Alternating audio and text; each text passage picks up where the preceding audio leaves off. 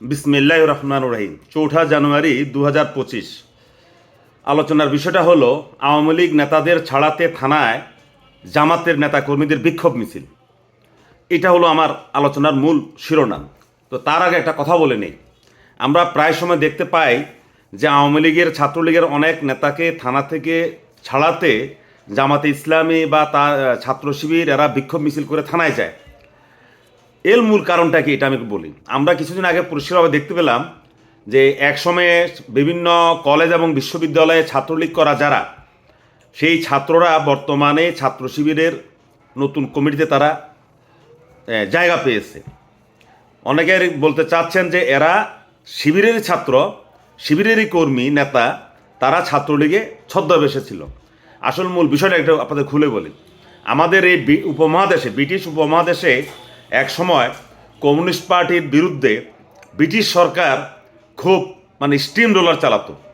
তখন কমিউনিস্ট পার্টির অনেক সক্রিয় নেতা কর্মী বা কমরেড তাদেরকে পার্টির নির্দেশে তখনকার দিনে ভারতীয় জাতীয় কংগ্রেস, মুসলিম লীগ এইসব দলের মধ্যে তখন তাদেরকে অন্তর্ভুক্ত করে দেওয়া হতো। আবার পাকিস্তানের পরে মুসলিম লীগ, পরে আওয়ামী লীগের মধ্যে এরকম অনেক কমিউনিস্ট পার্টির সদস্যদেরকে অন্তর্ভুক্ত করে দেওয়া হয়। মূলত আসলে এখানে পার্টির তরফ থেকে যে কাজটা করা হতো সেটা হলো যে একদিকে তারা আত্মগোপনে থাকবে বা ওই দল থেকে তারা কিছু তথ্য সংগ্রহ করে তাদের নিজ দলকে তারা সরবরাহ করবে।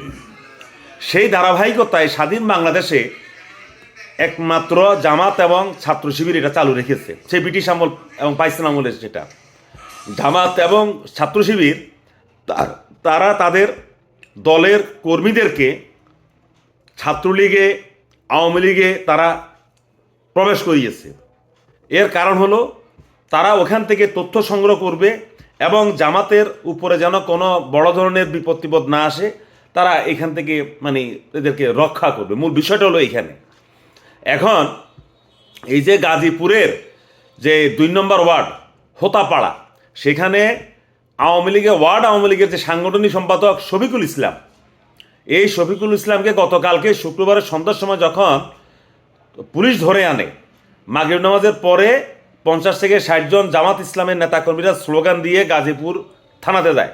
গিয়ে তারা সেখানে ওসির সাথে বাকবিতণ্ডায় লিপ্ত হয় এবং সেই শফিকুল, আওয়ামী লীগের সাংগঠনিক সম্পাদক শফিকুলকে ছাড়িয়ে আনতে তারা চেষ্টা করে, কিন্তু ওসি সাহেব এই শফিকুলকে ছাড়েন নাই। এরকম আরও অনেক নাটক আপনারা দেখবেন। আপনারা আগামী এই ২০২৫ সালের আরও বহু দেখবেন। আপনারা হয়তো অনেকে মনে করেছেন যে ছাত্র শিবিরের কর্মীরা ছাত্রলীগে ছদ্মবরণে ছাত্রলীগের জার্সি গায়ে দিয়েছে। না ভাই, বহু জামাতের কর্মী সমর্থক তাদেরকে কৌশলে জামাত ইসলাম থেকে আওয়ামী লীগে প্রবেশ করানো হয়েছে, তাদেরকে বিভিন্ন পদ দেওয়া হয়েছে। এখন যখন আওয়ামী লীগের অবস্থা খারাপ, আরও যদি আওয়ামী লীগের অবস্থা দিন দিন আরও খারাপ হয়ে যায়, ওই জামাতের যারা কর্মী ছিল আওয়ামী লীগে গিয়ে ছদ্মবেশ ধারণ করেছিল, তারা আবার সবাই জামাতে চলে আসবে।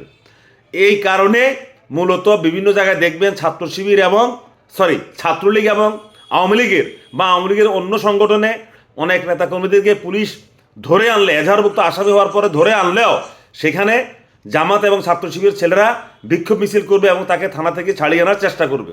এটাই হলো মূল রহস্য। ধন্যবাদ সবাইকে, সবাই ভালো থাকবেন।